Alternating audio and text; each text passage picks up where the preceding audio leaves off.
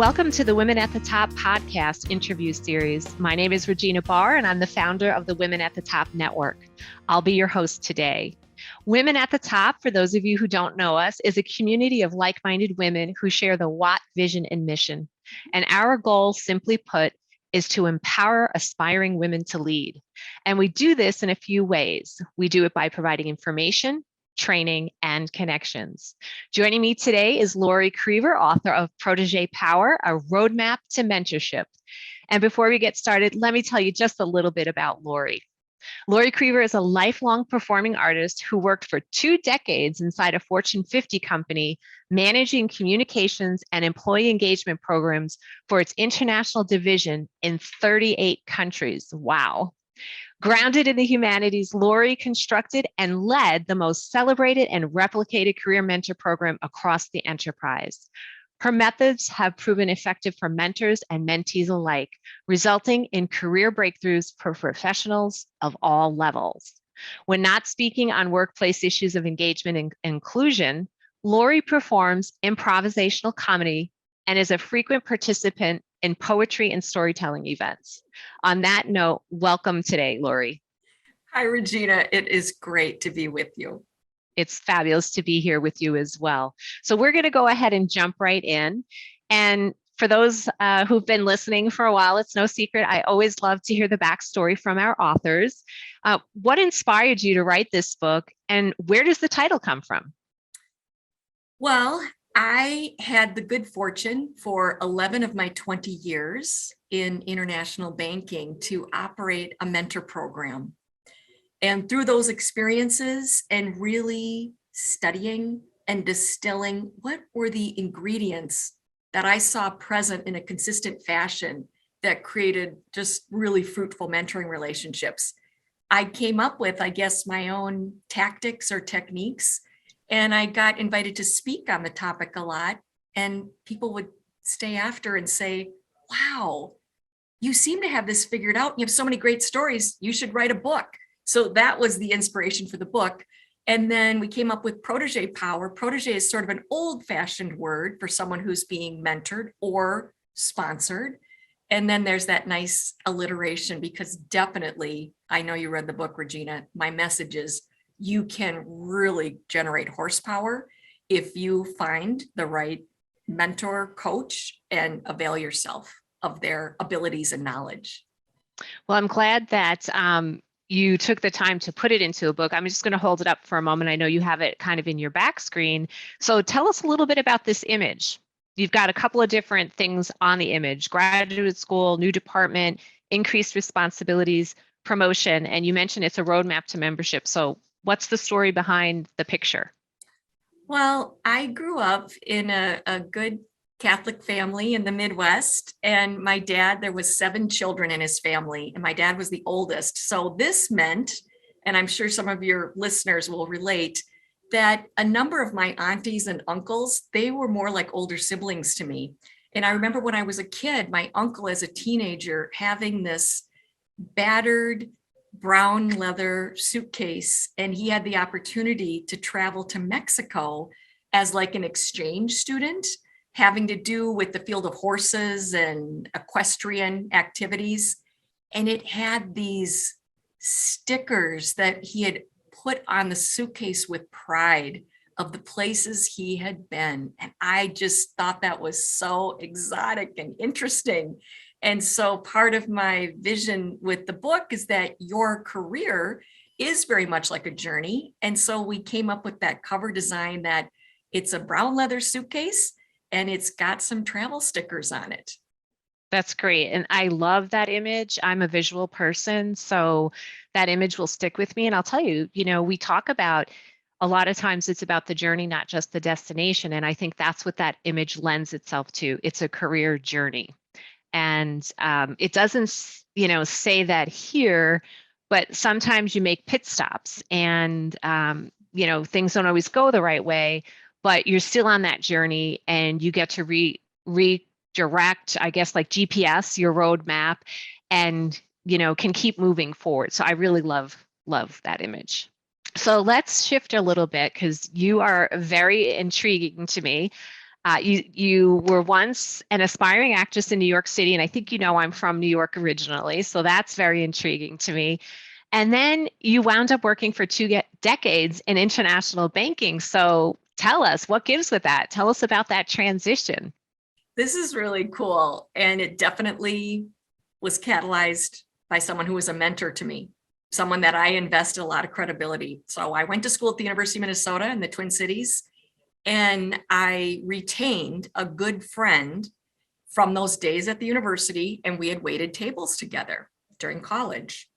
And when I returned from New York City, I happened to be going through a divorce, and I had a small baby, my own, 5 months old. And my friend took me to lunch, and she was partway through her MBA. She was a commercial banker.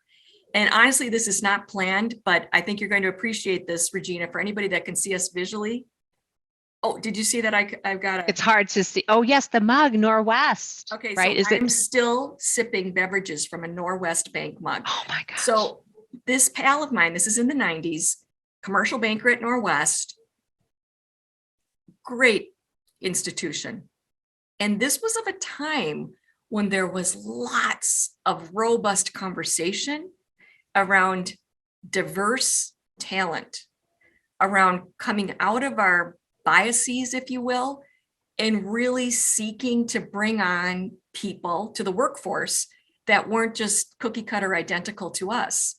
And so my friend said to me, because of course I longed to stay with music industry or television or theater and this huge life transition.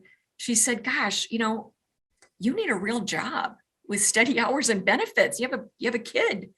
And I think that you should apply at Norwest Bank. And I famously said to her, whatever for? Does someone there need tap dance lessons or a beauty makeover? Because those are my skills. And I'm not sure I really see a fit. And then she gave me this little speech about diversity. She said, no, there's so many interesting jobs in the marketing area. We need creative talent. We need people that understand layout and design, because that will help us to build our brand so that we are differentiated in the marketplace. And guess what? She was completely correct. And she's a genius and still a dear friend to this day. And thus I launched into a communications career in Norwest Global Treasury Management, which ultimately became Wells Fargo, and then started working in employee engagement, and definitely brought everything I understood about literature, music, the humanities to what I was doing to support employees of all levels in their own growth and development. That's wonderful. I mean, I have to tell you kind of a funny little story. When I graduated college, I had a degree, a BBA, management, and a concentration in finance. And the recruiters were working with me. Famous last words, I said, I'll interview with any company as long as it's not a bank. So the very first company I worked for was actually a mutual fund company. But when I got my MBA, all the banks in the 90s were getting into mutual funds. So guess what?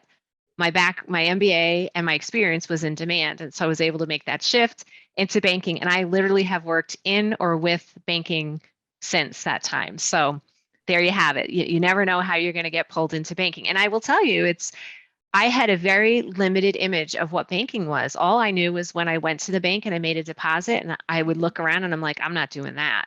That's all I thought banking was. I had no idea about the marketing and the communications and the product management and all these other fun things that we know about today. So kind of a similar but different kind of way of getting into banking. So I want to pick up on something you said earlier. You mentioned mentors and you mentioned sponsors. And I think a lot of people don't know the difference between a mentor, a sponsor, and a coach. And I think it's really important that people understand that. And you might use one of those or all of those at different points in your career. How do you define and differentiate those? I consider a mentor is someone who has got knowledge and experience that you believe you could benefit from tapping into that. And they are from an altruistic stance, willing to help you for a period of time. and doing so as a volunteer. You're really driving it. You're really drawing out the very best of their wisdom and experiences to help you in whatever space you're in your career at the time. Different, but also brilliant, is to seek out and hire a coach. A professional coach is going to bring in some cutting edge philosophies and techniques, assessment tools to help you recalibrate where you are, what you desire to do in your professional life. They might be a bit more of the driver on what's going on. And they're going to have a benefit in most cases, since they're external, of not necessarily being mired in your day-to-day cast of characters. And so they're just looking at you with a lot of focus on developing and coming up with, what is the best set of development tools and activities to get you growing and get you moving. And then finally would be a sponsor. And in the book, I talk about if having a mentor is like orange juice, a sponsor is like orange juice concentrate. You only need a little bit to go a long way, but you're not going to find a sponsor if they don't know you and your professional capacities and excellence well. So the typical sponsor is going to be someone who is in a leadership and influencer role in your industry or in your company or organization, and that they see, often behind closed doors, a brand new opportunity opening up, whether that's to lead a United Way committee or maybe to go into an elevated leadership role, right? And that they have sufficient expertise on your capabilities, and they believe in you and they trust you, that they are willing to sort of lay some of their own chips on the line and say, no, listen, we've got to give Regina strong consideration, and here's why. And people are going to look at that individual and say, wow, I don't know Regina as well as you do, but I'm trusting you. I'm investing in your credibility. Your opinion means a lot.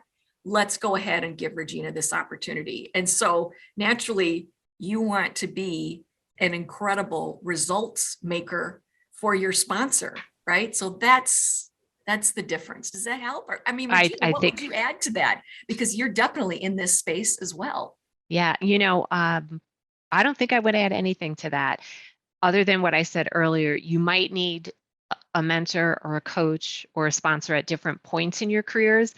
And it's important to know the difference so that you know where and what you should try to tap into. And you made a great point about all of these people you're going to have a relationship with. And let's move back to the mentoring piece, and maybe mentoring and coaching, if depending on where people are at in their career.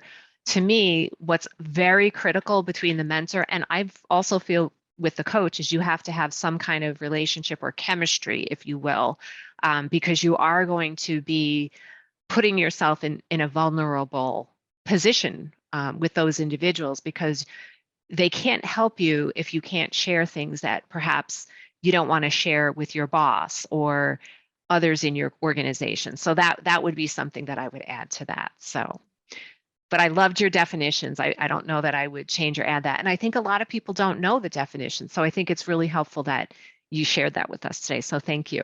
Yeah. So I want to talk a little bit about the work that you've done in employee engagement.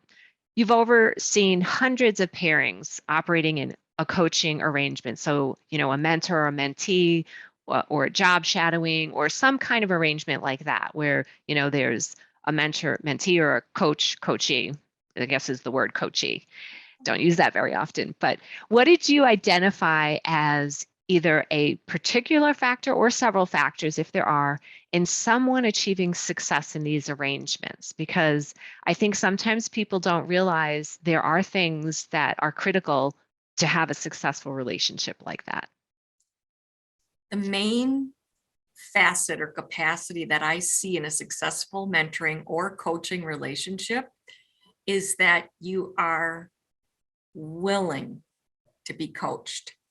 And that is so easy to say, isn't it, Regina? But it is not easy to be in that vulnerable space and be able to receive feedback. I was just thinking last week, it came into my mind, possibly the most difficult experience of my entire professional life. Folks, are you ready? Getting a 360 feedback. Yes. Those can be brutal. But if you can mine for some of the nuggets and the gems, it can really be transformative and super helpful.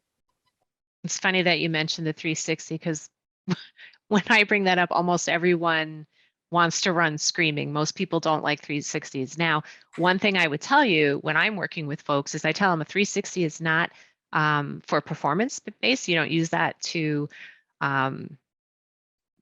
ding someone on their performance review. It's for development purposes. And I think that if people look at what the spirit in which it's intended, and hopefully the participants who are providing feedback understand the spirit of which a 360 is intended, I think that's, where the success lies. And so I agree 100%. You have to be willing to be coached in these relationships, or it will be very difficult for it to be successful.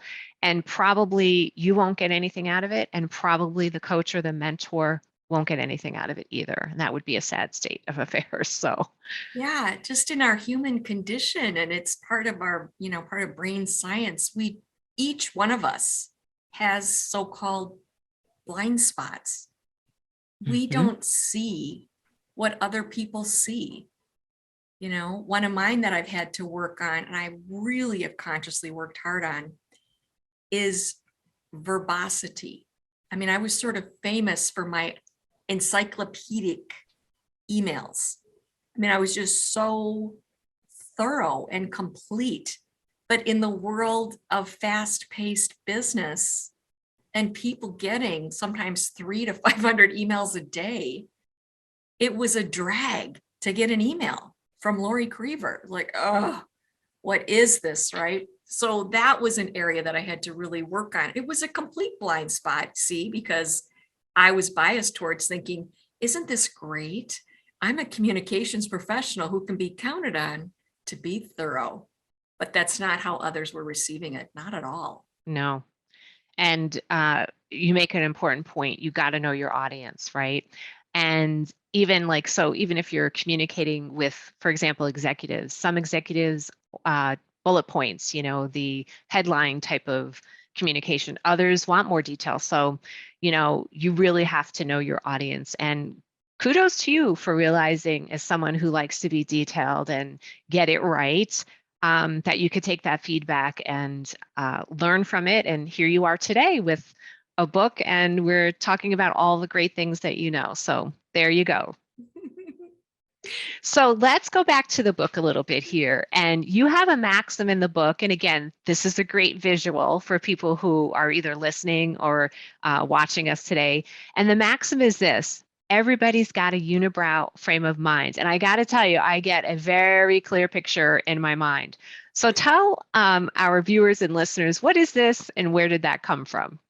Well, this is inspired by a quite true story that I had paired an up and coming, very well liked male junior executive with someone more senior. And 3 months into their mentoring relationship, the mentor called me up and said, because I was the program coordinator, Lori, may I talk to my mentee about his unibrow? And I paused for a moment and then I said, I think you better. I mean, I just very few words were said, but I really got the impact of this very skillful senior leader has a lot of energy and attention around this gentleman's unibrow. It must be a thing. And so he went on to explain further, and forgive me, folks, just stay with me, try to defer judgment on this, that whenever he met with the mentee, the mentor as a human being couldn't help but be super distracted by this unibrow. I mean, he was just like, in awe, staring at it. And so what I describe in the book is, yeah, philosophically, I bet each one of us longs for a day in our culture and society and across the planet that we aren't judging each other by external look, right? Appearance. However, in the meantime, we do. We do. I mean, just like in a nanosecond, we're making these judgment calls. But of course, with something like that, as with so many things, the gentleman, the mentee in this scenario, he had no idea. Think about how many times you actually look at yourself during the day. Maybe twice, 3 times. You're just sort of not looking at yourself, so you don't notice these things about yourself. So we sent him to a barber. He just simply had not had this level of grooming as part of his education. And man, his confidence shot up. It's like he really owned it and understood. And even though it was just a cosmetic thing to address, it made a truly, truly positive difference. So what I say in the book is, just commit to working sensibly with whatever assets that you have. And we all have them. Just work with them sensibly in a way that suits you. But with that recognition, you're not looking at yourself, you're not seeing yourself, but other people are. And just, this idea of working with an image consultant, for instance, it doesn't mean we're trying to transform you into some airbrushed, fake, inauthentic thing that could be on a cover of a magazine. No, it's just style, knowing who you are, how do you want to show up, what's your personal brand. So I just would frame it in that category. Yeah, and something so small, and then a big scheme of things, easy to change. It would be something if it was a birthmark or something else. Something like that's very simple to change and big impact. So I'm sure those that are watching or listening are all kind of thinking about some things for themselves, right? That they could be thinking about, or maybe look at doing a little bit of change. So. Well, let's talk about culture, because you do a ton of work with culture at work. And for those of our listeners who are leaders, managers, business owners, I think this is a really important topic, especially in the current environment that we're finding ourselves in. What's the relationship between delivering coaching and feedback to your staff and building a positive, effective work culture? Well, I would say it's directly proportional, because I believe each one of us at any age, our morale is tied to competence, accomplishment, being productive, whether that's being productive when you're on a sports team, acting in a play when you're in high school, or being able to perform well on your job. And so if you are in a coaching rich work environment, it definitely, I think, increases your loyalty to the firm or to the organization. And certainly in my experience working in the international division, we used our employee engagement programs, and specifically the mentor program, as a recruiting feature to get college graduates to join our division, our company and our division, saying, we will help you, we will invest in you, grow you as a professional, and you can make a really dynamic, interesting, full career here. That's great. And as I mentioned, I think particularly in this day and age, worker shortages, completely upended work environments, culture is critical. So I think you're spot on with that advice.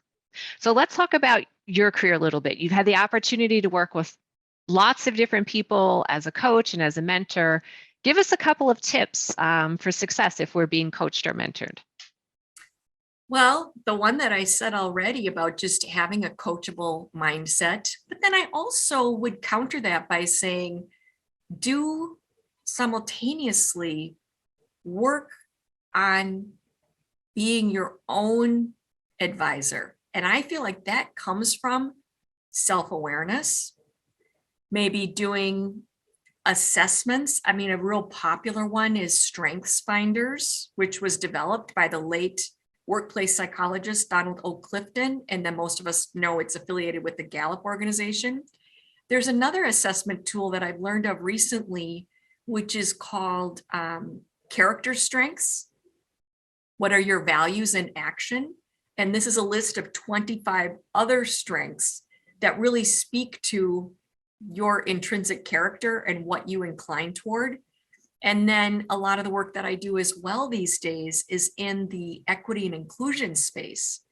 And there are assessments that you can do, which are so illuminating, that help you to see how do you respond and react when you encounter difference. And I think this is a lot to do with uncovering some of our unconscious biases. This is very powerful work because most of us, certainly you and I included, Regina, we are walking around wholehearted, big-hearted, a good heart. We want to help. We want to be inclusive. We want to give fair treatment to everyone. But sometimes that intent that we have to achieve that, we have a poor impact. Like we stumble, bumble, say something maybe to a person of color or somebody from a different country, and we're thinking we're being very kind and welcoming, but it lands poorly. So any opportunity that you have to bring in some diversity and inclusion, awareness, and skill building, I think is good. The assessment tool that comes to mind is called the Intercultural Development Inventory. And that will help you to see on a very simple continuum, 5-piece continuum, how are you reacting and responding to difference? And how inclusive are you? And then from there, work with a coach and start to come up with a plan on, all right, how can I consciously foster more inclusive behaviors and attitudes in life and in my workplace? So what I like to tell folks that are looking to grow professionally, every opportunity you get to take an assessment, raise your hand and say yes, because self-awareness is key. Without self-awareness, you're not going to have growth. So I love that you talked about a variety of assessments. And if you're working with a coach, sometimes they may have other ones that they prefer as well. And I would say most of them are good. So, and we'll leave that at that. So I want to ask you, we both have coached and mentored others. We've talked about having that coachable mindset. And I think it's safe to say we've both worked with people who maybe didn't take our advice. So I want to put you in the hot seat and say, what's one piece of advice that you didn't take and how did that work out for you? Well, this is a little more on the personal, but I think, these things, of course, they are intricately linked, our personal and our professional. I remember having a romantic relationship for about 1.5 years when I lived on the East Coast with what seemed like an entirely wonderful person, very educated and winning awards as a writer. But he did some things that when I mentioned it to someone close to me who knew me, they shook their head and they said, "Ooh, why are you with someone like that?" And I discounted that. So that's some advice I do wish I would have taken to maybe get out of that relationship sooner. And I'll tell you why is just for each one of us to have a little better antenna maybe on if we're with someone who chronically sees us as less. That's what was going on with him. He chronically saw me as less. If I said, gosh, I think I would like to take a class on how to do a stand-up comedy routine. I think that would be very interesting and very helpful. And he immediately was like, no, that's really hard. You would not be good at that at all. So let's see if we can, consciously have more nutrient-rich relationships personally as well as professionally. So that was advice I wish I would have taken. Well, that's great advice. And you are way more than Lori. So let's just put that out there. And you're going to have the last laugh anyway.